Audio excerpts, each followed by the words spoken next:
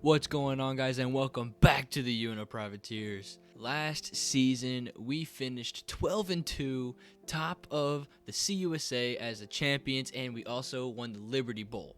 So, head coach Peyton Manning is 12-2 as a head coach, but this season's going to be a little more challenging. As you guys can see, we finished the season as number 24, and we finished 12-2. So I'm going to advance to the next stage. I doubt that we're going to keep our number 24 rank, but we will see. Oh man, players leaving. First, we're going to look at coaching changes. So it looks like Brandon Whitmore is our new offensive coordinator. Eli Manning went and left for a new job. What about our defensive coordinator? Looks like Cooper Manning is still here for the job. So Ben Whitmore, it looks like we don't have any more upgrades. So it's the same amount of upgrades as it was a level 5 offensive coordinator coming in. So same upgrades that we had as last season, just different name basically. On to players leaving. This is gonna be so sad. I'm not ready for this. I'm not ready for the heartache. Now I may or may not put highlights of the leaving seniors. I don't want to copy Not the Expert because I know he does that. I might put one or two plays in, or I might not put it on none at all. So I'm not sure yet. I'll decide when I'm editing. But so it looks like these two people want to transfer: a right outside linebacker, a left outside linebacker, right outside linebacker. Kedrick Pryor, not really sure who that is. Now, Andre Dockery. I am going to be so sad to see Andre Dockery go. He was such a great wide receiver for us. I hate to see him go. He was so good. Our left tackle is leaving, Michael Weisbecker. Middle linebacker is leaving. Right end is leaving. And here is where it gets hard again. Jimmy Burnett, Nolan Cock, and Roland Leslie are all leaving. Nolan Cock, Jimmy Burnett, all of these guys, they were so good on the outside. So, I hate to see them go. So, hopefully they find something to do with football. Skip Love is leaving, a great fullback. Russell Henderson is leaving. We didn't use him that much, but he was good when we did. Oh, man, Matt Starks. Oh, man, the stud left end. Even though he's a 69 overall, he was still a great player. Hate to see him go. All these guys too, Jeremy Prater, Ron Cameron, Jordan Colbert, all leaving. That's going to do it for the players leaving. Not too big of changes going, but still sad to see those guys go. Nobody taken in the draft, not surprised. Do we have any transfer requests? Ooh, we do. We have 3. Look at this. So, Joe Rutledge, he's a left outside linebacker, 73 overall, freshman. Andrew Holiday, freshman, left tackle. He's gonna be good because he's a 70 overall already as a freshman. And another freshman, Matt Jefferson, a 78 overall wide receiver. I'm pretty sure we don't get to use any of these guys until next year, but these guys are gonna be so fun to play with next year, especially that 78 overall wide receiver. I can't wait. All right, on to recruiting. I'm pretty sure we have all of the off-season recruiting points available. So if we go to who we're in battle for, I'm gonna go off camera. I'm just gonna edit out how many points I'm putting for everybody, and I'll let you guys know at the end. All right, so here's what I'm rocking with. I'm putting 4,000 on Terrence Lee, 4,000 on Malcolm Craig, and 7,000 on Derek Cochran. And I think I'm gonna go with that. Hopefully we can land these guys. I'm not worried about everybody else. So hopefully we can land them. It would be awesome if we did.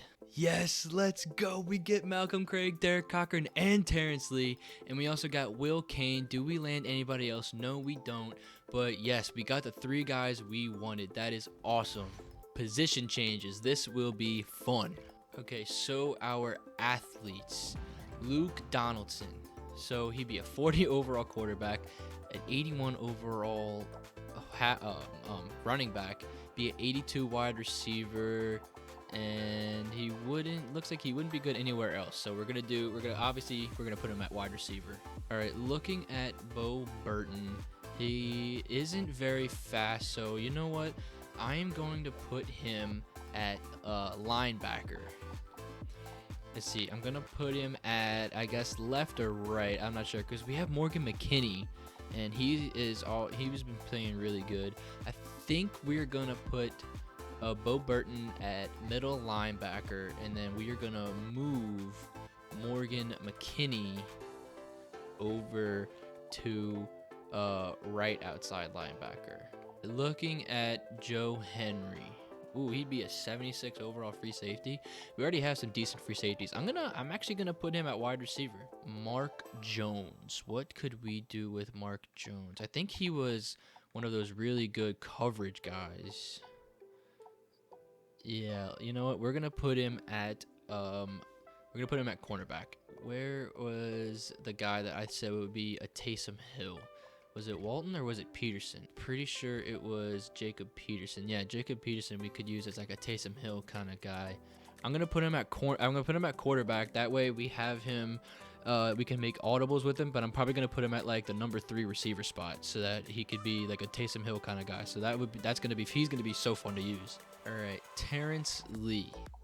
You see, you are a tight end, I'm pretty sure, but I'm going to put him.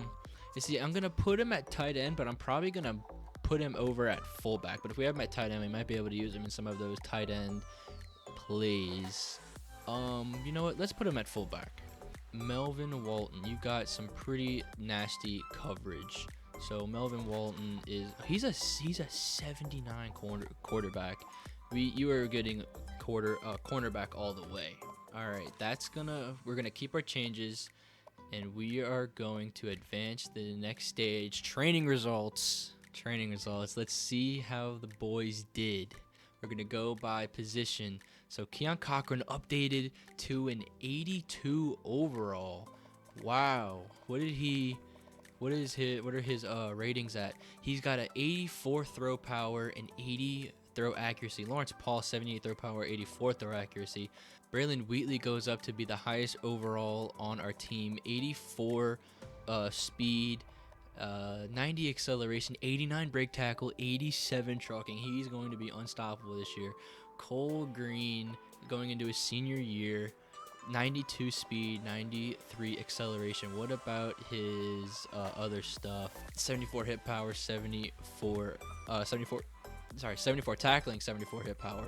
Like his man coverage and his zone coverage are up and nice. Nathan Mathis up to an 82 overall. Is Matt Jefferson? Oh, that's the transfer. Goes up to an 82 overall. Keon Cochran 82 overall cornerback. Marvin Coley goes up to an 80. Morgan McKinney goes up to a 71 overall. Man, it's gonna be such a hard year for linebackers because we got Morgan McKinney and Marvin Coley. Okay, so I moved us into the Mountain West Conference. Now, I know it doesn't make any sense, but I wanted a little more of a challenge. So I put us in the Mountain Division of the Mountain West Conference. So it is us, Fresno State, Boise State, New Mexico. I also moved New Mexico from CSA into here, Wyoming and Utah State. And then on the west side is San Jose State, UNLV, San Diego State, Nevada, Hawaii, and Colorado State. That way, San Diego State and San Jose State still keep their rivalry, and we have 3 ranked opponents on this side of the conference. So I think that is pretty interesting. All right, so custom schedules. So it looks like we have the first 5 weeks open, and after that we have week 12 open.